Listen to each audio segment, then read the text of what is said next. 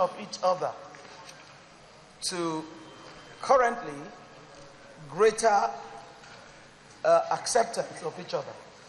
We have learned to now work with each other, to look at where we're coming from, and to also have goals that you have set in your legislative agenda for us, so that we can improve the economy, we can diversify the economy, we can cushion the effects of the current crunch, and we can make lives better for our constituents by the laws that we enact. Mr. President, we have been grateful to have you as our leader. And I want to reiterate it today that we're solidly behind you. We're solidly behind you because we know that you have the capacity to take us on and the capacity to take on Nigeria. Mr. President, in this 1 year, this Senate has been plagued with one thing or the other, and you have been the worst hit. But let me say to you today, there is good news. This COP will soon pass. The COP will pass, and Nigeria will be better for it. Right now, Mr. President, we are moving ahead with our legislative agenda. But there is so much to be done. We believe that we can do all this only if we have peace, tranquility, and we are allowed to work as we should. We are misunderstood out there. People read meanings into everything that we do. And the time has come for us as a Senate to put everything right before the people. The people need to know that we are the only representatives of the people. We are the ones that come from beneath and are standing in the gap for them.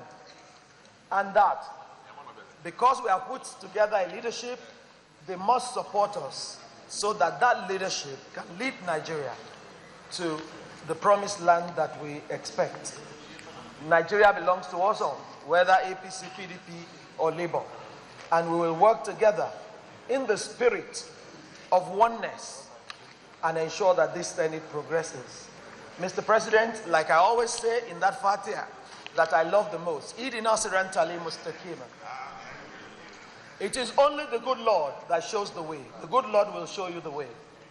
Allah will show you the way. And they will lead all of us to our promised land. Never again, Mr. President, will we have a situation where some of us will be at the ICC doing something else when the others are here doing the most important things of the Senate.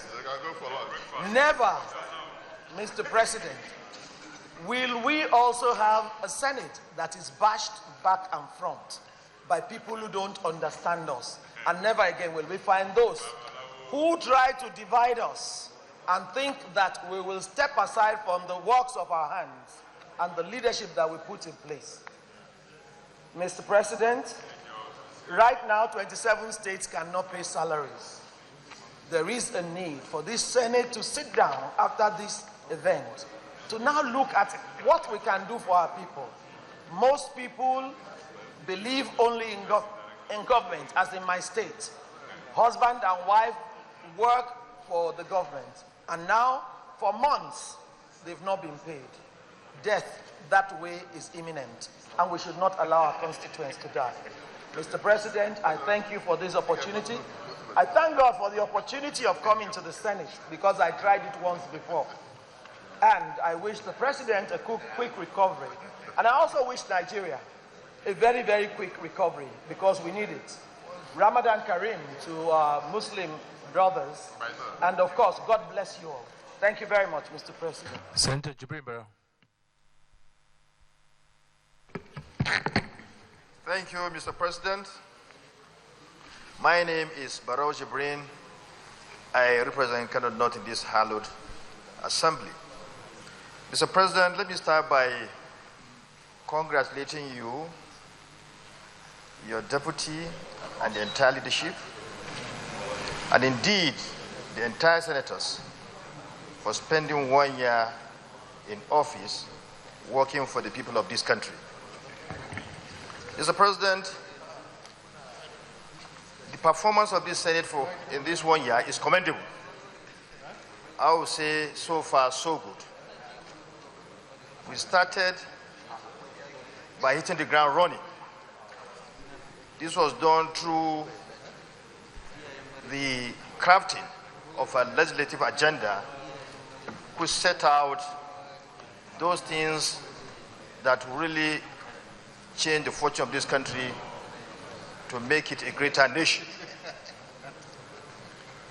One thing that really impressed me in that agenda is the enthusiasm, the zeal, the political will that was shown by this Senate, being led by you, that was led by you in that period, to tackle the issue of insecurity, which was bedeviling and is still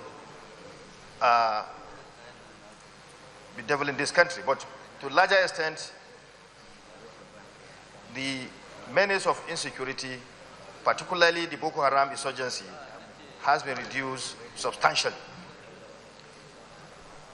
We demonstrated, this Senate demonstrated its willingness in dealing with the issue of security by interfacing with security agencies, particularly service chiefs, that were able to we invited them several times to come here to explain to us the situation, and we were able to galvanize them, to propel them to work very, very hard in making sure they dealt with that situation.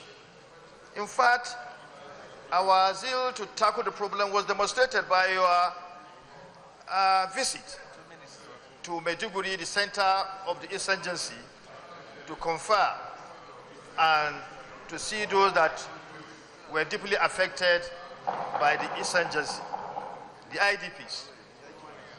And your visit really showed how serious we are, or we were at that period, in dealing with this matter.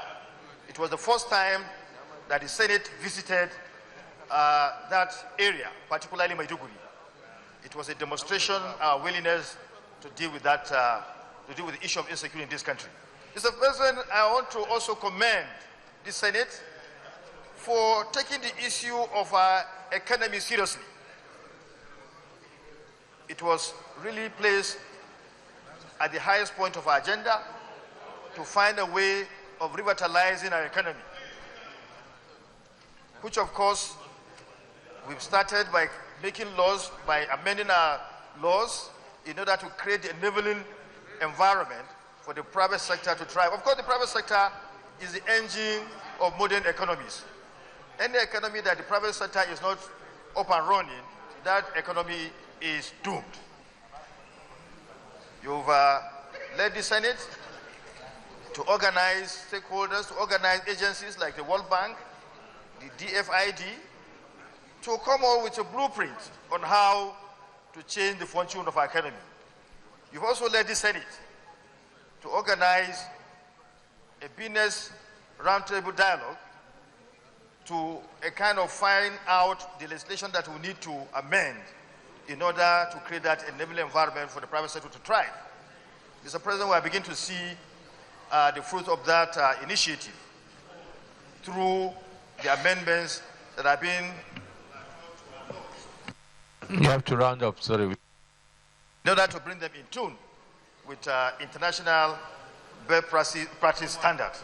Mr. President, I want to urge that we should maintain this tempo so that we shall bring the needed change to this country so that this country will be turned to the land of El Dorado. Thank you, Mr. President. Senator Albert Akpan.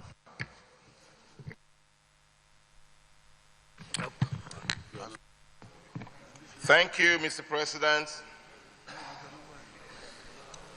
My distinguished and wonderful colleagues. Mr. President, when by the special grace of God and the support of the people of Akwa Ibom State Northeast, I won the elections when I was known as the senator-elect, Mr. President. I was extremely very anxious. But that anxiety, Mr. President, distinguished colleagues, was actually satisfied